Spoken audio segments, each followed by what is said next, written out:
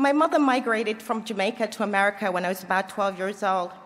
She left me in Jamaica in the care of my siblings, the oldest of which was 17 or 18 years old. After she left, my siblings and I had no one to take care of us. We often went without food, and frequently I was abused. When I was almost 16 years old, my younger brother and I migrated to America to live with my mother and her new husband. A few weeks after I arrived in America, I was abused by my new stepfather. I told my mother about the abuse, but she did nothing to help me. Out of fear for my safety, I told my high school guidance counselor, who notified the police. Consequently, my stepfather was arrested, and to avoid arrest, my mother denied having any knowledge of the abuse.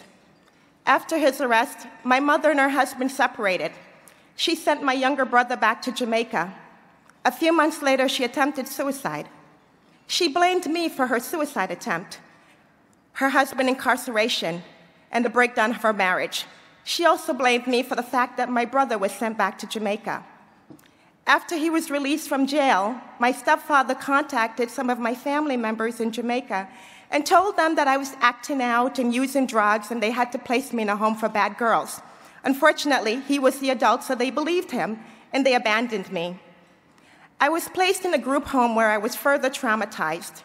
The girls at the home were completely different from anyone that I'd ever met in my life. Some of them were violent, they were aggressive.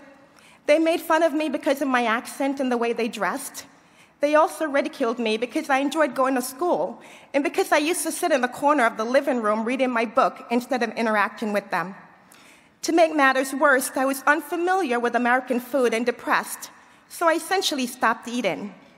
I was racked with guilt about destroying my mother's marriage, causing my stepfather to go to jail, and losing my little brother. As a result, I became clinically depressed and started hoarding antidepressant medication with the plan to commit suicide. My plan was to save enough to commit my suicide. I eventually asked the staff at the group home for help, and they found a therapist for me. My therapist had initially intended to counsel my mom and I together with the hope of reuniting our family and getting me some emotional support. But after meeting with my mom, she determined that my mom was not capable of providing the support for me that I needed. So she referred me to the Big Brother, Big Sister program where I met Barbara. Barbara became my staunchest advocate. She provided me with a refuge from the group home and from the sadness and loneliness that I was dealing with. She loved me wholeheartedly, without judgment or without conditions. With Barbara's guidance and support, I became more confident and hopeful. I decided I no longer wanted to take my life, and so I flushed the pills down the toilet. I began to focus on the positive things in my life.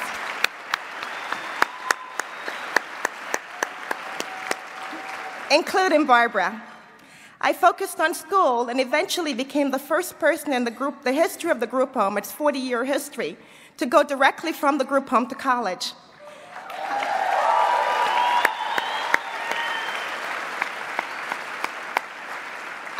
I also became the first person in my immediate family to go to college. I obtained a bachelor's degree in social work from SUNY at Stony Brook, and my master's degree from NYU.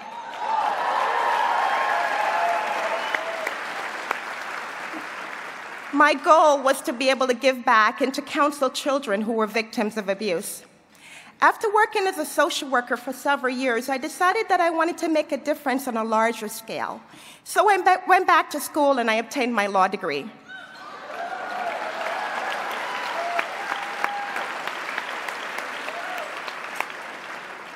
Barbara and I have maintained a relationship for the past 30 years. And during that time, we've enriched each other's lives in so many ways. But I firmly believe that while Barbara is an intricate part of my success, it is obvious that were it not for the Big Brother, Big Sisters program and your hard work, I wouldn't be here. It is likely that I would have continued to isolate myself, and I probably would have followed through with my plans to commit suicide. So, on behalf of those whose lives were greatly improved because of your compassion and hard work, we thank you so much.